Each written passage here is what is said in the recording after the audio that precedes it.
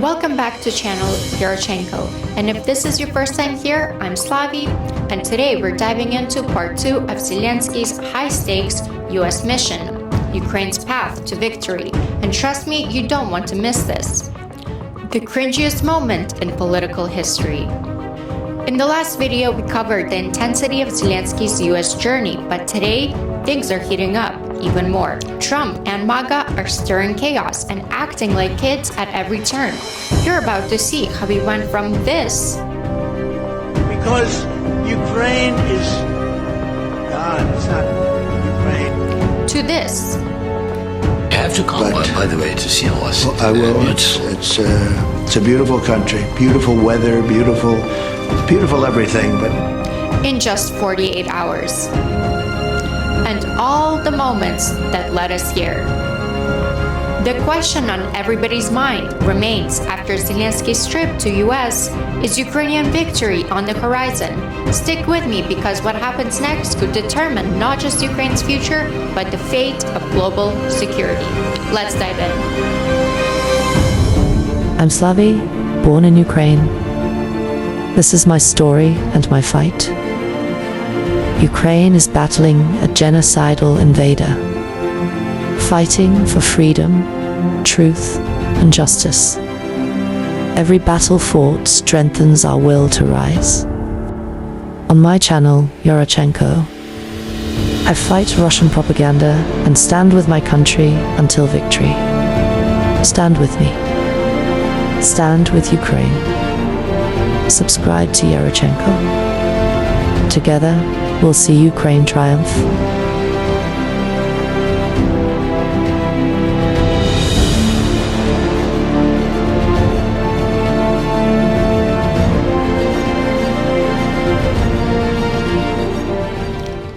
Let's start with President Zelenskyy's powerful appearance at the UN General Assembly. Standing before world leaders, Zelenskyy made one thing absolutely clear: Ukraine will never surrender. In his call for global solidarity, Zelenskyy urged be United Nations, stressing the need for the world to stand together against Russian aggression. Zelenskyy didn't just focus on the broader global stakes, he also laid bare the harsh realities of Ukraine's energy crisis, explaining Putin wants to leave them in the dark and in the cold this winter, forcing Ukraine to suffer and surrender.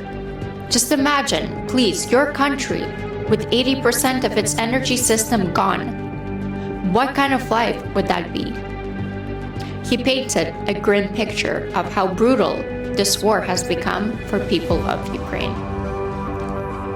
Zelenskyy also didn't shy away from addressing the looming threat of nuclear disaster, reminding the world that, God forbid, Russia causes a nuclear disaster at one of our nuclear plants, radiation won't respect state borders, and unfortunately various nations could feel the devastating effects, making it clear that no one is truly safe if this war continues to be unchecked. Zelenskyy sharply criticized any half-hearted peace proposals that fail to address the true nature of the invasion, stating when some propose alternatives, hearted settlement plans, so-called sets of principles, it not only ignores the reality but also gives Putin the political space to continue the war. You will not boost your power at Ukraine's expense. One of his methods is targeting our energy infrastructure. And these are deliberate Russian attacks on our power plants and the entire energy grid. As of today, Russia has destroyed all our thermal power plants and a large part of our hydroelectric capacity. This is how Putin is preparing for winter, hoping to torment millions of Ukrainians. Putin wants to leave them in the dark and cold this winter, forcing Ukraine to suffer and surrender. I want this for my people. In his closing, Zelenskyy made it clear that Russia can only be forced into peace, and that is exactly what's needed, forcing Russia into peace as the sole aggressor of this war, the sole violator of the UN Charter. His speech was a powerful call to action, demanding that the world recognize the necessity of defeating Russian aggression and securing not just Ukraine's future, but the future of democracy and international law. Please hear me. Let unity decide everything openly. While Russia is pushing the world to the final war, Ukraine is doing everything to ensure that after Russian aggression, no one in the world will dare to attack any nation. Weaponization must be restrained. War crimes must be punished. Deported people must come back home. And the occupier must return to their own land. We must be united to make it, and we'll do it. Slava Ukraini! And then came a moment that cut straight through the diplomatic politeness. UK Secretary of State for Foreign Commonwealth and Development Affairs, David Lammy, took the stage and made it crystal clear what Putin's invasion of Ukraine is really about, speaking directly to Russian delegation at the UN Security Council meeting. Lammy didn't hold back. Take a look. Vladimir Putin, when you fire missiles into Ukraine hospitals, we know who you are. When you send mercenaries into African countries, we know who you are. When you murder opponents in European cities, we know who you are. Your invasion is in your own interests, yours alone, to expand your mafia state into a mafia empire, an empire built on corruption. But I say to the Russian representative on his phone as I speak, that I stand here also as a black man whose ancestors were taken in chains from Africa at the barrel of a gun to be enslaved, whose ancestors rose up and fought in a great rebellion of the enslaved. Imperialism, I know it when I see it, and I will call it out for what it is. Russia is trying to return us to a world of the past, a world of imperialism, a world of redrawing borders by force, a world without the UN Charter. We cannot allow this to happen. Ukraine's fight matters to all of us. The UK will remain Ukraine's staunchest supporter. His words hit hard. We need more people talking to Russians like this. While Zelenskyy was rallying support from global leaders, Donald Trump was launching disgusting attacks against him. At a rally, Trump claimed that Zelenskyy was refusing to make peace with Russia and that the US was just throwing money away by helping Ukraine. Biden and Kamala got us into this war in Ukraine, and now they can't get us out. They can't get us out. I watched him. We will. He's been saying that for 3 years. Every time Zelenskyy comes to the United States, he walks away with $100 billion. I think he's the greatest salesman on earth. But we're stuck in that war unless I'm president. I'll get it done. I'll get it negotiated. I'll get out. We got to get out. I can't stress this enough. Trump's comments are not just lies. They're dangerous Kremlin talking points. It's exactly what Putin wants him to say. Let's break it down. Biden and Kamala didn't get us into this war. This war started because Russia invaded Ukraine, because Putin's genocidal imperial ambitions. Trump has the audacity to call Zelenskyy the greatest salesman and claim that he's walking away with $100 billion. That's simply not true. Ukraine nor Zelenskyy are profiting from this war. It's fighting for survival, and 90% of aid actually stays in US. Next, Trump claims that Zelenskyy is prolonging the war by refusing to negotiate with Russia, and that any deal would be better. Let's be real, what Trump is suggesting is surrender, not peace.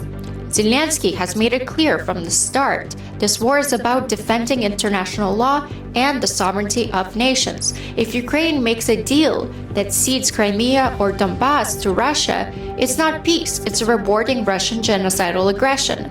Imagine America telling Churchill to make a deal with Hitler and reward Nazis with territory. And I have been forced to the conclusion that we cannot win this war for England regardless of how much assistance we send. That is why the America First Committee has been formed. Trump's narrative is dangerously simplistic. Negotiating with Putin means abandoning Ukrainian land and people to Russian control. Why would Zelenskyy agree to something that has never worked? Every time a dictator gets a concession, they always come back for more. It would give Putin time to rebuild his army and invade again. This isn't just about Ukraine, it's about stopping Putin from redrawing borders by force, which threatens the entire global order. In his interview with The New Yorker, Zelenskyy called Trump's approach unrealistic, and he's right, a quick deal with Russia would leave Ukraine vulnerable and destabilize Europe. Trump's fantasy would only embolden Russia and endanger the world. That's why Putin wants Trump to win. Then Trump goes on into this bizarre rant about how Russians win wars. He mentions Napoleon and Hitler, claiming Russia always fights wars and wins. But here's the truth. This is Kremlin's revisionist history at its worst. Can you imagine a former American president campaigning to be the future president, revising his own country's history to favor the Russians? What happens if they win? That's what they do, is they fight wars. As somebody told me the other day, they beat Hitler, they beat Napoleon. That's what they do, they fight. And it's not pleasant, but... First, Trump brings up Napoleon's invasion of Russia in 1812. The Russians themselves burned down Moscow and retreated, letting the brutal winter decimate Napoleon's forces. This wasn't a brilliant military strategy, it was dumb luck. Then, Trump claims Russia beat Hitler without even mentioning the US. I've only ever heard this kind of narratives from Russians. Makes you wonder, who told him this the other day, as he said? But let's set the record straight. It wasn't just Russia that beat Hitler. Russians actually played a very small part. It was the Soviet Union's Red Army, which was made up of soldiers from 15 different republics, including millions of Ukrainians. And let's not forget the critical role the US and the Allies played in defeating Nazi Germany. Trump's narrative erases the complexity and sacrifices of his own country's history just to push a simple and dangerous lie that aligns perfectly with Putin's propaganda. Then Trump paints this grim, false picture of Ukraine, claiming there's no more Ukraine and that millions of people have died. He's spreading straight-up lies. They just don't know what to do. They're locked into a situation. It's sad. They just don't know what to do. Because Ukraine is gone. It's not Ukraine anymore. You can never replace those cities and towns, and you can never replace the dead people, so many dead people. Any deal, even the worst deal, would have been better than what we have right now. If they made a bad deal, it would have been much better. They would have given up a little bit, and everybody would be living, and every building would be built, and every tower would be aging for another 2,000 years. The truth? Yes, Ukraine has suffered, but is very much alive and fighting harder than ever. Cities like Kiev and Kharkiv are being rebuilt every day, and despite Russia's brutal attacks, Ukrainians are reclaiming their land, their homes, and their futures. And Trump's claim that there won't be enough money in the world to rebuild Ukraine, the international community led by the US and Europe has already committed billions to Ukraine's recovery, and more will come. In fact, G7 leaders have adopted a joint declaration of support for the recovery and rebuilding of Ukraine, providing for continued military, economic, and humanitarian support, both during and after the war. Ukraine's future shouldn't be dictated by fear or lies. It should be built by the resilience of its people and the unwavering support of its allies. Trump's attacks didn't stop with his lies about Ukraine. After Zelenskyy visited Scranton, Pennsylvania to thank American workers for making weapons that are defending Ukraine, Trump and MAGA Republicans were furious because Pennsylvania is a key battleground state for the election, and Zelensky's visit was a successful and heartfelt thank you visit because of factories like that one that keep Ukraine fighting for its life. Instead of recognizing the importance of Ukraine's fight, Trump's people claimed it was foreign interference in the US elections and launched an investigation into Zelenskyy. MAGA leaders accused Zelenskyy of influencing the vote and turned the visit into a political scandal. First off, Zelenskyy wasn't there to meddle in US politics. He was there to thank you, the people who work hard keeping Ukraine alive. While MAGA refused to meet with Zelenskyy, they turned around and made even more outrageous demands. Trump reportedly instructed Speaker of the House Mike Johnson to write a letter to Zelenskyy demanding he fires Ukraine's ambassador to the US, Oksana Markarova. Johnson accused her of arranging Zelenskyy's visit to Pennsylvania as a politically motivated act campaigning for Kamala. This is nothing but Trump's attempt to undermine Ukraine's relationship with the US by spreading more lies and division. If you want to blame Democrats and put your lack of ratings problems on Zelenskyy, let's highlight the hypocrisy. Trump, during his own election campaigning, welcomed in foreign influence by having Viktor Orban, Hungary's pro-Putin leader. Come to the US, Orban is clearly the middleman between Putin and Trump. And it doesn't stop there. Let's not forget about Netanyahu's visit. Connecting Trump to foreign leaders with questionable agendas, double standards.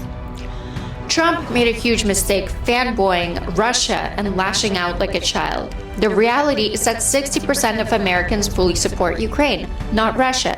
He was playing to his MAGA base, who might be willing to believe his lies.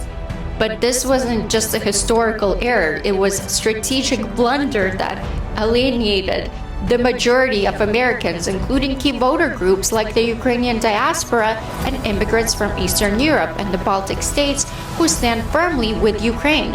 These groups make up 10 million voters. And Trump's reckless rhetoric has made him their enemy. Stick around because we'll come back to the story a little later.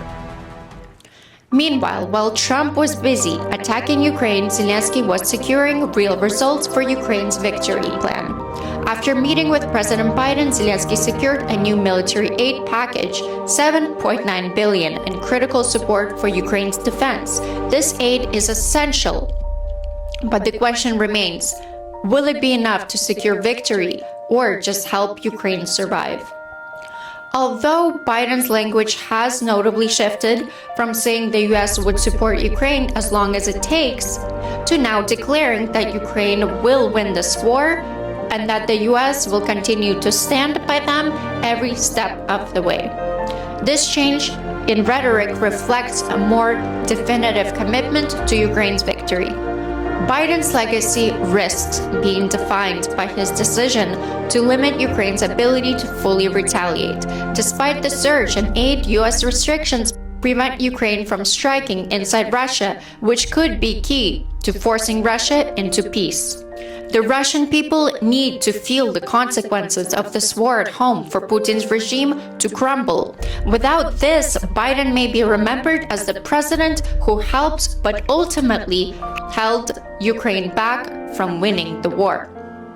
That being said, in my opinion, there's likely won't be a big announcement about allowing Ukraine to strike inside Russia.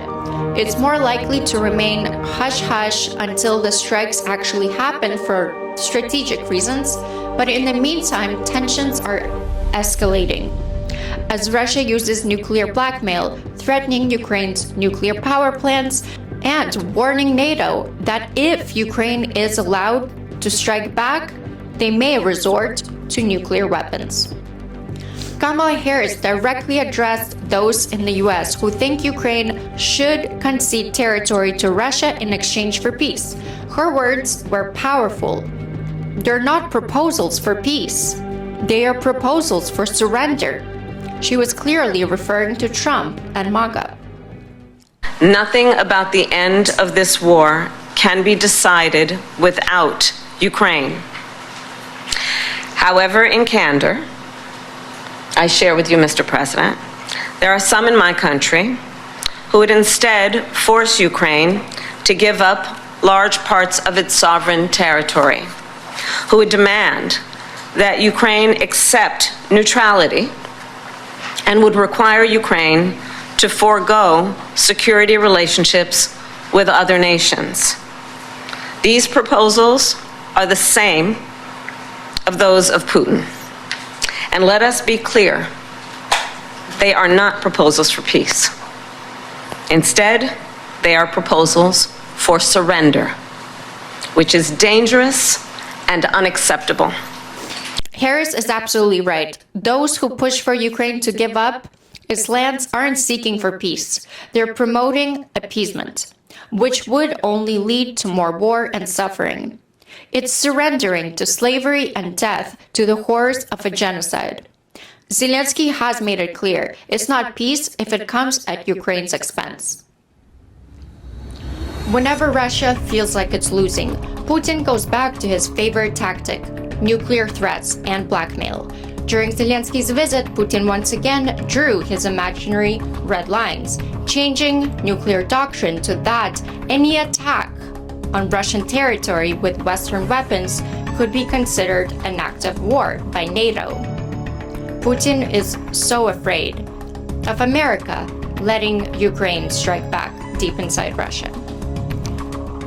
This is a list of all the times Putin threatened nuclear attack, and it goes up to 2023. So there are much, much more empty threats after that. And now, the moment that might be remembered as one of the cringiest in history. Trump's aggressive rhetoric against Ukraine and Zelenskyy while campaigning for presidency seems to have backfired. Late Thursday evening, in surprising turn of events, Trump announced that he will meet with President Zelenskyy after rejecting all of the meetings that President Zelenskyy has offered. This comes after his poll numbers plummeted following his controversial statement, Ukraine no longer exists, and that it is necessary to meet Putin's demands. This backlash, particularly among the 10 million Eastern European American voters, likely pushed Trump to change course and seek a meeting with Zelenskyy. I remember that he could have played cute, and he didn't play cute, and so I appreciated that. So we have a very good relationship, and I also have a very good relationship, as you know, with President Putin, and I think if we win, I think we're going to get it resolved very quickly. I really think we're going to get it I resolved. hope we have more good relations. We're going to have, oh, I see. Yeah, Do you think but you know, it takes two to tango, you know, and we will, we're going to have a good meeting today. And I think the fact that we're even together today is a very good sign, and hopefully we'll have a good victory, because the other side wins. I don't think you're going to have victories with anything, to be honest with you. So we're going to sit down, just discuss it, and if we have a win, I think long before January 20th, before I would take the presidency, it's January 20th, but long before that, I think that we can work out something that's good for both sides. It's time. And by the way, the president knows that too. He wants to get something done. He doesn't want to do this. And so we look forward to having them. I mean, I look forward to being with him. Imagine a former US president, a candidate, saying he wanted to work something out that was good for both the Allies and the Nazis, or that he has a great relationship with Hitler. That's what it sounds like to Ukrainians, and that's what it should sound like to you. I am deeply ashamed that Trump could say something like that about his relationship with Putin directly to Zelensky's face. Putin is a murderer, a war criminal, a genocidal psychopath. If I win, we're going to have a very fair and I think actually rather rapid deal. It should stop, and the president wants it to stop, and I'm sure President Putin wants it to stop, and that's a good combination. So we want to have a fair deal for everybody. What do you envision is fair? Well, it's too early to say that. And you say that to a leader that's trying to save his country from a genocide? It's appalling. Zelensky's leadership during these high-stake moments is truly inspiring. His poise and determination highlight sharp contrast to the disgraceful behavior of Trump and everything he represents. While it's disheartening to see that such actions reflect a portion of America, leaders like Zelensky remind us of what true statesmanship and integrity look like, even in the darkest of times. This is a war that should have never happened, and we'll get it solved. It's a complicated puzzle, very complicated puzzle, but we'll get it solved, and people get on with their lives. Too many people dead. Too many beautiful cities. I've seen those cities. They're so beautiful, and they, I don't know how you can ever rebuild them the way they were. It's not possible. You have to come, by the way, to see our city. I will. It's a beautiful country, beautiful weather, beautiful everything. But we have to get this over with. But it's a war, and the president agrees. This is a war that should have never happened. Okay. Thank you very much. Thank you so much. Though it was hard to watch, and I'm still not over of how awkward and disturbing the video is, this meeting is at least a step in the right direction. Zelensky's mission to the US wasn't just about securing more aid, it was about securing Ukraine's future, and by extension, the future of Europe and democracy itself. His meetings with President Biden, Vice President Harris, and UN world leaders have reinforced the world's commitment to Ukraine's victory. This war can only be won if the West stands firm in its support for a complete Ukrainian victory. Anything else would embolden Russia and lead to unimaginable terror, not only for Ukraine but for Europe and the very principle of freedom and democracy. Like this video, share it far and wide, hit the bell and subscribe to this channel so we can continue spreading the truth. If you'd like to support the channel, please consider donating through Patreon or buy me a coffee in the description box below.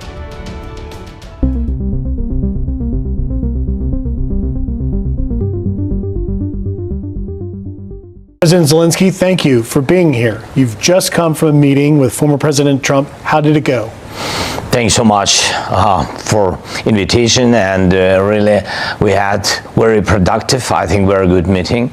It was very important for me, but I've got from Donald Trump very direct information that he will be on our side, that he will support Ukraine, and there are so many details, I think, which he was very interested to hear from me, directly from me. Did he ask you questions? Yes, of course, a lot. What do you ask you? What do you see? What is really now the situation on the battlefield? How you see the support from the United States and the details? What do you think? Why Putin began this invasion? Former President Trump said that he had a good relationship with you and a good relationship with Putin. Does that concern you? I said that I hope that he have more warm relations with me, and I said it during this meeting, and really I understand that that Donald Trump has relations and had relations during when he was the president. You told the New Yorker recently that you didn't think Trump knows how to end this. Did he say anything today to change your view of it? No, I said that I think that we understand much more better than everybody, really, including Donald Trump, what's going on in Ukraine and how to stop him. It's difficult to understand, yes, with all our respect between United States and Ukraine, but we are on the big distance, and if you are not in the war, you can understand. Of course, you are smart people and you read a lot and you support it a lot, but if you're on the distance, big distance, and you didn't come to Ukraine during the war, because Ukraine during the war and Ukraine before the full-scale invasion, two different countries. So without this experience, you can't really understand how to stop Putin. And that's what I wanted to share to President. And what is the price of this tragedy, bloody invasion of Putin? You have said that, and you are seeking the authorization to use weapons the way you want to strike deeper into Russia. In your meetings with President Biden, Vice President Harris, or Trump, did you get any reassurance that you're closer to getting that authorization? We are in dialogue, but that's important because we want to use it only on military targets. That's so important for Americans to know that we are speaking exactly about military targets. Are you any closer to getting that authorization? From any? Yes, we began to work. We took the plan with details and we gave this plan to Biden. Yes, we shared some ideas about it with Kamala and with Donald. I'm more positive, but we will see. Let me ask you, you talk about needing the support of everybody, but Speaker Johnson didn't meet with you. He's upset about this trip you made to Pennsylvania. Did President Trump raise the Pennsylvania trip? No, President Trump didn't raise this topic. I was in Utah, and so I had meeting with Republicans, and I was in Pennsylvania, but it was not about elections. I don't want to involve us to election period of the United States, that we need both support, bipartisan support. And what is very important, I was thankful, both sides, I was thankful to ordinary people who helped us very much. Let me ask you, if I can, about your meeting with Vice President Harris. Yes. Did you get the sense that if she wins, that it will be an extension of the support you're already getting from the Biden administration, or does it differ? I think it's not polite from my side to speak about elections with both of candidates. As I said, I don't want to be involved to the election period, and I don't want Ukraine to be involved. The calls, Speaker Johnson, others, some in Washington, are calling for you to recall your ambassador, upset about the Pennsylvania thing. Do you have any plans to recall Ambassador Markarova? I'm the president of Ukraine, and I can discuss our ambassadors only with the Speaker of my country. The Constitution. Let's talk about the American people, Please. The support. We're in an election year. This is obviously, Ukraine is front and center on voters' minds, and many of them see the 60 billion that have gone to support you, and they say that's too much. You obviously feel differently. Why should those American voters care?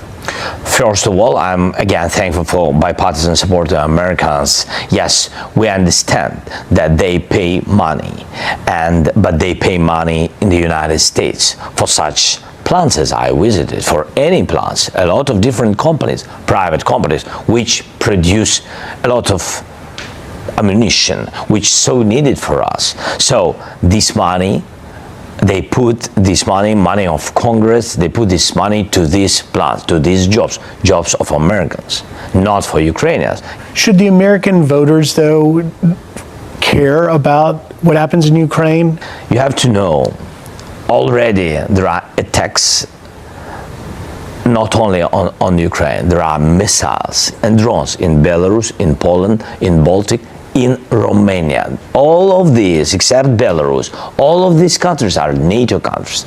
And if they will attack, and not just in the sky, and not just attack some infrastructure, but if they will attack people, civilian infrastructure, and if there will be a lot of, God bless, not, but if a lot of losses, human losses, it will be the war, NATO, and Russia. And that's why I think it's cheaper, frankly speaking, it's cheaper to support Ukraine, because when I say cheaper, it's not about money. Yes, it's about people. Today, it's more cheaper and more smart to support Ukraine and to help Ukraine stop Putin and to prevail. We now have had Putin again with the nuclear threats. How concerned are you about that? And nobody knows what in his head, really. He could use nuclear in any country, in any time, or not. I'm not sure that he will. I'm not sure that I'm sharing with you what I think, but I'm not Putin, God bless. But that I can't know exactly, but because he's not always adequate, because any adequate people can't, just come to Ukraine and did what he did. He loves his life, I think way of life, and way of how he's managing his lives of others, I can tell, yes. And that's why I think he has to be afraid to use nuclear weapon. As you leave now and go back, what do you think was the thing you accomplished? What is the best thing that you take away? I think that we saved bipartisan support of Ukraine. Did Trump's meeting go a long way towards that? I think this also about it, yes. This is where you come in. If you believe in justice and freedom, in the right of a nation to determine its own future, then it's time to act. Call your government and support Ukraine's victory plan. Together, we will ensure Ukraine's victory, defend the free world from tyranny, and protect freedom and democracy everywhere. Stand with Ukraine. Stand with democracy. Let's save our democracy here in the United States and keep Russia out of American politics. Your voice matters. If you can, please be sure to vote. Thank you for watching. I'm Slavie. God bless America and Slava Ukraini.